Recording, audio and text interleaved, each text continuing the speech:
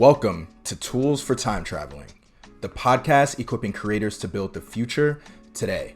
Because the future isn't something that just happens to you, it's built by creators of all stripes. Every episode, we'll talk to a creative industry expert to get a behind the curtains look at the past and present of our creative industries, so you can gain that unfair advantage as you build out the future of your career. This season, we're focusing on music creators and providing strategic tools that help them navigate this often disrupted industry as they take control of their future.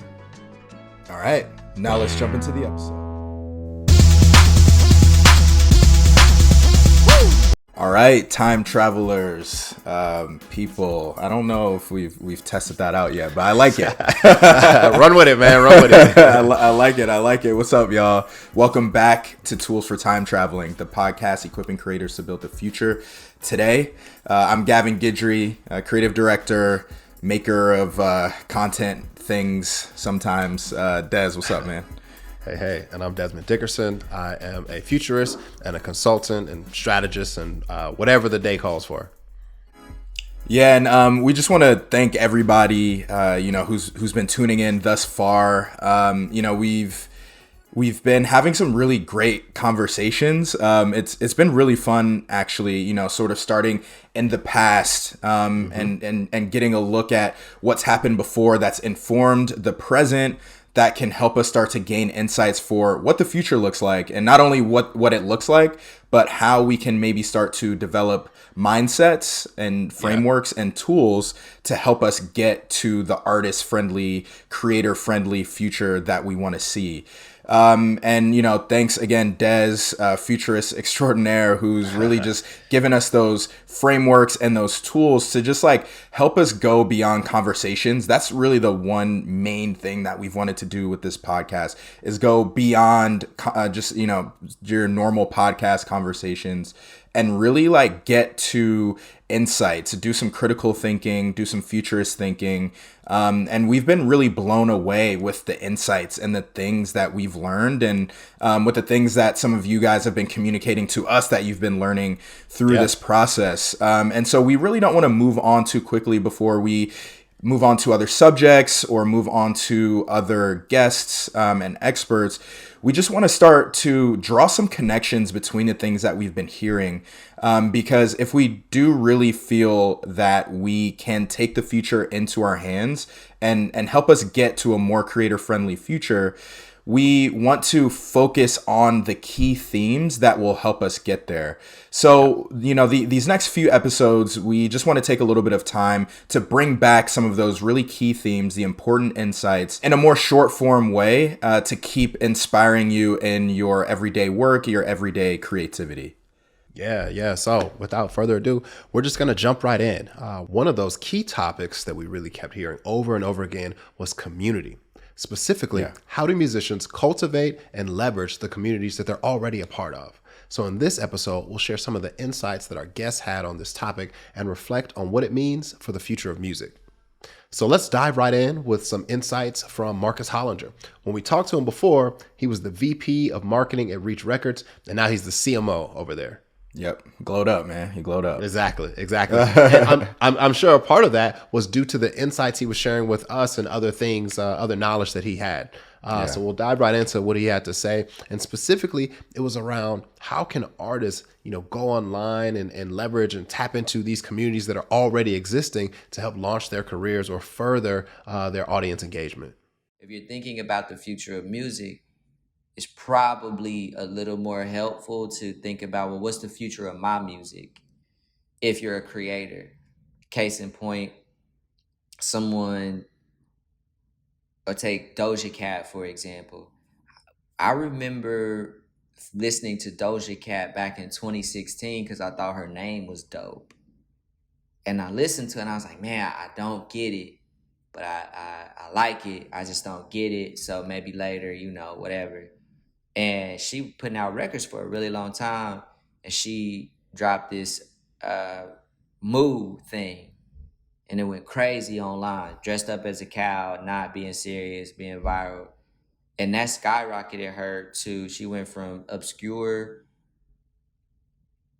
artist making music that you probably couldn't wrap your head around unless she was speaking right to you, to internet meme, to Grammy winning global sensation. So I like to talk about her to reinforce the point that artists and creators should be looking and saying, well, what's going on with me? Who's listening to me and where are they going?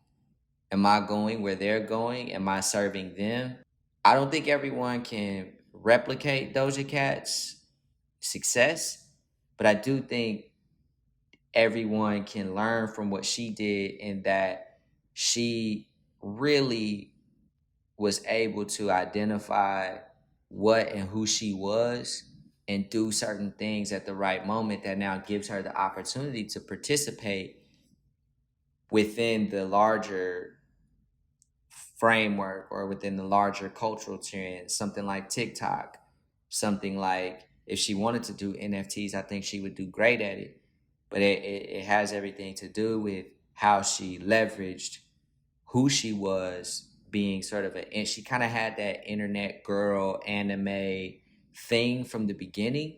And people liked that back when that was more of a subcultural thing. She kept that and she leveraged it until now people really take her. She's a Grammy award winning artist now. Yeah, I think in that clip from Marcus, we were really surprised to notice actually that he brought up this idea of artists being involved in online communities. I think when we brought him onto the show, we were definitely thinking that he was going to, give some really heady, like, head of marketing, like, tools and the metrics that he uses to gauge the performance, demographic data and things like that. But I really love the insight that he brings here, because he's basically saying, like, instead of looking at that demographic data, right, instead of looking at a lot of those more surface level numbers and figures, perhaps it makes more sense to, like, for artists to participate in pre-existing communities, participate in some of the culture that's actually happening online. I thought that was really great, because I think, step out of music for a second. I just think, like, as creators in general, sometimes we focus so much on creating that we forget to be, cultivators, and consumers ourselves. Like, how better than to be participating with them as well, right? With almost like not really looking to necessarily get anything out of it. And that's one of the keys too, is like, you don't approach it like, oh, I'm gonna monetize this, or I need to get something out of this. Like, sometimes you're just like, you're just a part of the vibe. Like, you're not even the main thing. You're just a part of what's going on. Yeah, and I think it really just helps you find that like-minded community of people that could potentially be fans later on down the road, right? Like, that is a really great benefit of taking this community-driven approach. It kind of like lowers the stakes when you're trying to innovate, risk take, whatever. Right now it's really hard to break into a community online unless you're buying lots and lots of paid ads, and you're paying for that space online. But when you're in a community, you can really just like workshop with them. It sets you up for a lot of success in the future. So one key takeaway here from this insight from Marcus is that going into the future, it would be really kind of like game changing to have networks of creator communities where creators are there not only to share what they're making and learn how to make things, but really just be a part of communities, be cultivators, be consumers of content as well. Yeah. It makes me think of, like, back in, like, this is like maybe the early 2000s, mid 2000s, there were these like message boards, right? Where you would have like a big message board. There was like a big topic or a big theme everyone was organized around. And then there would be like different, conversations going. And I guess that kind of manifests now a little bit in like Slack, right? So it's like one organization, but then there's subtopics within it. It's just interesting to think like, oh, like, what if Beyonce had her own Slack channel, you know, and like Yeah. the biggest fans or the fans that were like paid to be a part of like the Beehive or like a fan club or whatever, they had access to it. And it's like Yeah. within that community, like this is what's going on. Or if Yep. these things just existed like independent of an artist, and then artists were able to like pop in and just like be a part of these conversations. Yeah, I mean, you know, there's countless examples of, you know, the big fashion designers, you know, rappers and people Oh like yeah. that who blew up on forums. They, you know, Yep. well, sorry, they didn't blow up on forums, but they had sort of like a groundswell of, oh, I know that guy, I know that Yeah. girl, I know Yeah. them because I see them active on, you know, like the hype beast forums, you know what I mean? So, you know, it really does just let people know what you're about before you start to come at them with content. Yeah. And, you know, I think that this is something that even if you're not a creator, I think if you work at a label, if you work at a technology company, you know, a Spotify and Apple Music, something like that, that, you know, enable those kinds of communities on your own platforms, be a way for creators to enable those communities for themselves on your platform. I think that's really important as well. Yeah, yeah, and you were hitting on earlier, just how it like lowers the stakes for risk taking when you're already embedded in the Yeah. community. Folks already rock with you, or they like kind of get where you're coming from. You know, as an artist or someone working with an artist, it can make you and your team feel more comfortable to try new things because it's like, oh, there's already this familiarity here, and you know, Marcus hit on that too. He really started to mention how this approach. Some people call building it in the open or building Yeah. out in the open. That's already being done in the startup world. What I mean by that is it's a term that is pretty regular in the startup space where if you're launching a company, you can't just go away, secretly get your funding and then push a product on the market. People really want to see you build, they want to see you struggle out in the open, they want to see you build out in the open, and then as you grow, they want to grow with you. I think for an artist, I would encourage them to embrace that mindset. Build out in the open. Don't look for the biggest budget to solve all your problems. Don't look for the best tools, the best collaborators. Build where you are, because in the long run, people will appreciate the journey.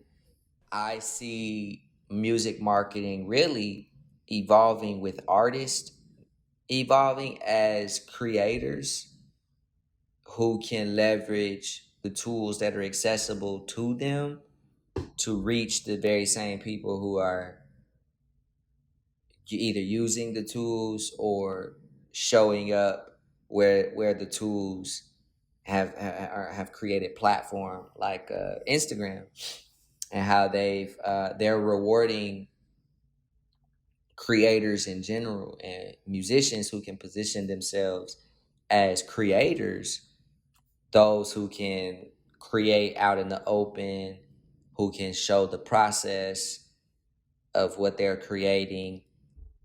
That's going to really play a large part in where the space goes. The NFT community is very much like that too, where folks really gravitate toward, are they verify the NFT by the process? Does the person, are they uploading photos of themselves in their studios? Are they daily engaging in DAOs and speaking the Twitter language? That is what is making the difference in the NFT space, which I think is also that authenticity, that consistency, that true creator nature is what I think will shape the future of music marketing. It's all about a competition for eyeballs right now. Instagram has completely changed their priority as a platform, and you know this. I know this because you know this because you wrote about it. Where Instagram is now, it's not a photo sharing app anymore. It's a creator display. It's Netflix. It's YouTube. Instagram is probably more YouTube than people realize, which is TikTok is Google meets Snapchat. You know, I use Instagram to now find creators who are making things so that I can learn how to make things, which is completely different. It used to be, I want to look at some photos, I want to show some photos. So it used to be, there was this voyeurism to social media. People still want to be social, but now that with the term creator starting to be the great catch-all, more and more people are realizing like, oh, I'm a creator too. So if I'm going to continue to opt into this app, let me create something too. If everybody around me is creating and everybody's making these tutorials and these how-tos, well, shoot, let me join, let me make something. And so that's another thing that it seems like folks are coming to these apps to figure out and to participate. They want to participate. So we doubled up on the insights from Marcus there with 2 back-to-back clips, but we wanted to bring them together because they really play off of one another, right? So on the one hand, initially he's saying, artists will benefit from working out in the open, taking that from the startup world where people are building in the open and you're seeing the struggle, you're seeing the journey. It builds in that authenticity, it builds in that connection. Folks can say, I remember when, I love this song. I remember when she was workshopping it on her Twitch channel, and then what it came to be, and then that also at times it can lower the barrier or lower the mystique. It's like, oh, this is a person too. And you know what? Like, in the same way I watched them create, I can create as well. So now the fans go from like, oh, I watched you do that. I watched the effort and the energy that went into it. You know what? Now that the song is out, like, I'm going to use that to in a remix video, or I'm going to use that for some content that I'm developing as well, just to express myself because it's resonated with me that much. Yeah. I mean, I really love this build out in the open because I think we really do need to start thinking of our consumers as creators. We need to start thinking about our consumers less passively, less as only consumers, and people who can play a more active role, right? So if we're looking at building out in the open, we're looking at the NFT or the startup space. We're talking about investors now. Right. And so investors aren't going to invest in you with their attention or their money if they can't see the process. Right. That's why Kickstarter works. That's why GoFundMe works. That's why Indiegogo works, because you're showing people the process and they can make the decision whether or not they want to invest in you. And so we need to start thinking about our future fans. That's what Marcus's episode was about. Our future fans. That's what we need to start thinking of them as. So, this whole thing about creating in the open, it really means that the audience just wants to play a more active role in what creators are making. And so, with that, a key takeaway would be to create a way for artists to more easily workshop with their fans when we're talking about the ways that we're putting our content out there.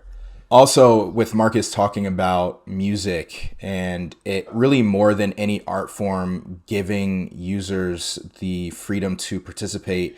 This is what really tipped us off. If you all remember in that episode, with that insight that music has a high level of content utility, right? So if there's this index of content utility, something like a long form film or something like that, long form video isn't going to have a high level of content utility, right? That's going to be on the lower end because there's not a lot of different ways you can use that, consume that, package it, for example. But music is so permeable. It's so flexible. Everything requires music, right? So it has that high level of content utility. So with that, it would be game changing to also offer turnkey ways for creators to let their audience participate. So, we've seen some musicians, release their music via a stem player or via a beat machine or something like that. What are other turnkey ways that creators can really let their audience participate in what they're doing? I think Desmond has brought up the Guitar Hero example a lot, but why are we still just streaming records? Why are we not releasing our album with an app that lets people play along, or bring back the Guitar Hero of old, but as a way to participate and consume our content? Yeah, yeah. As much as I love the convenience, the accessibility of streaming, it does miss that communal element, right? Yeah. Before you had the big record player or you had a boombox per se, and maybe you're out in the park, everyone's listening, everyone's jamming, like that's the vibe, like everyone's on the same wavelength, or audio system at the house, you invite some people over, you're setting that ambiance. But with the rise of streaming, and there were some other steps along the way as well. Most often it's a solo endeavor now. Maybe you're at the gym, you're listening to some tunes there, or you're on your commute and you're listening to something, but it's just kind of a solo thing, and it kind of makes us think, maybe there's a next step, or maybe there's more. And we heard a lot about this concept from Panos Panay. He's the president of the Recording Academy. That's the folks that are behind the Grammy Foundation. He's also a music entrepreneur and educator himself. And he really shared with us what he thinks about could be next for streaming. Music is made to be shared, to bring us together. It is more than language. I think it's the single most elemental thing we all share, more than anything else, more than food, if you ask me. Wow. Because it resonates with us in the deepest, most level, and it yearns to be shared, and it yearns to be participated with. Yeah. And to some degree, this is why I feel that streaming services in their current form are not, they're a step to something rather than the end. Because they haven't fully enabled us to tap into this communal element of sharing and participating in music the way that other forms have. I mean, let's face it, there's not a whole lot of, even though they were initially envisioned as communal, right? I mean, the early Spotify was primarily a playlist-driven service. Right now, they're not there. I think they've become a bit too isolating. Whereas, because music is communal, again, to look into the future, ask yourself, where are communities formed? Well, gaming does a great job with communities, right? I mean, something like Roblox has over 40 million active daily users that come together to create something. And I want to encourage, again, listeners to abstract themselves from the medium, not get too caught up in the terminologies, and just zoom out and say, well, what's happening here? Where are communities and audiences congregating? And ultimately, wherever you see them congregating, well, music will become a part of that. So this was definitely one of our biggest insights from Panos's interview, in which he says that he considers streaming an incomplete solution, right? More like a step to something rather than sort of the final solution for musicians. I just thought that was so powerful and thought-provoking. Yeah. That's something that really just resonated with me as well. As he's talking about, technology and music, how it intersects. One thing that I feel strongly about is that, music itself is a technology. Music is the technology of connection, right? Yeah. So if you think about it in that standpoint, like, music isn't necessarily reliant on a new technology. It is the technology itself. So as we think about that, what if music streaming was just that step toward a more holistic experience for music fans? What might that next step be? As I said before, there's so much access, there's so much convenience now, but the communal elements aren't there. And that's kind of a disservice to fans in some ways. But it also means that there's so many impactful ways for the industry to grow, or for that platform, those streaming platforms to grow, and really just offering like easy access to music while still cultivating fan communities. Maybe it's like some sort of fan engagement tools or collaboration features between artists or between fan and artists, or maybe it's just mechanisms to cultivate those communities of like-minded creators in the same way they have like their playlists that are kind of expertly created. Maybe there are certain communities that could be expertly curated and brought together as well. So, we'll see how that pans out. Hopefully, whether it's your coworkers, Gav, or some other like enterprising product developers or entrepreneurs, they're listening in and taking notes about, how we can move this forward. Yeah, like Des said, I think some of my really smart coworkers at Spotify, or some really enterprising musicians. Yeah, just think of ways to use streaming as a step to creating more community, right? Like think about those listening parties or jam sessions, or Yeah. the first time you listened to an album and you were hanging out with your friends. Like think about that feeling and figure out how to build something around that, because that will be, like Pano said, wherever there will be humans connecting, music will be there as well. So that, that if we know that's the future, then let's figure out ways, products, environments, frameworks, technologies that will help us get there. Yeah, absolutely. So to recap everything we talked about in this episode, it all comes down to the future of music is all about community, right? There's so much music out there. There's so much competition out there for musicians to just stand out from the crowd. That's where building and leveraging communities comes in. By cultivating a loyal fan base and collaborating with other artists, or even fans themselves, musicians can create that support network that helps them to achieve their goals and really just move forward in the industry.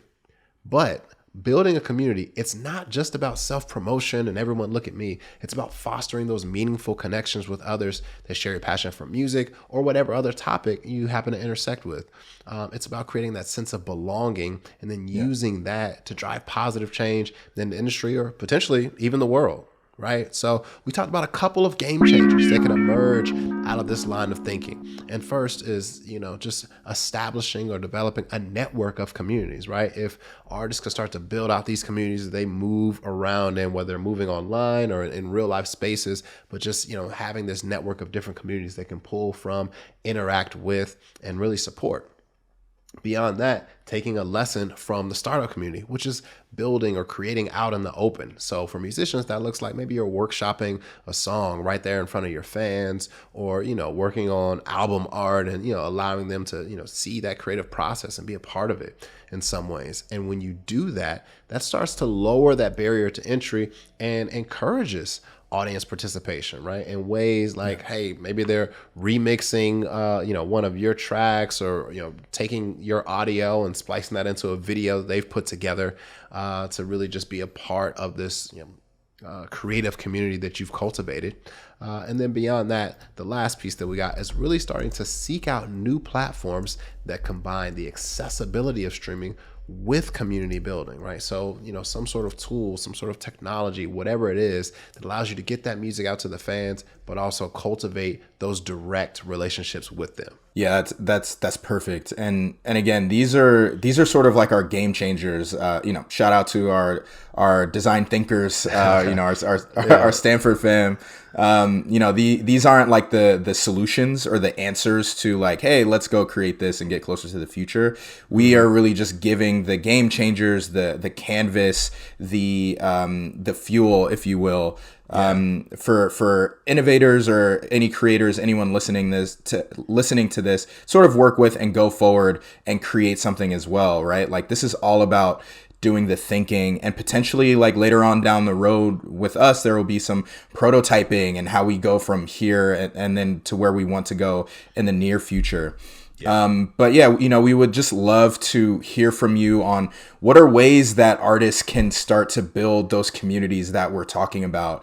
Either scroll down here if you're listening on Spotify. There's ways for you to, answer a question that we have, or leave a comment below on YouTube. But we would just love to hear from you on ways that you think we can start to go from some of these game changers to potential solutions. What are the ways, again, that creators can start to make community, make that a part of their creative process?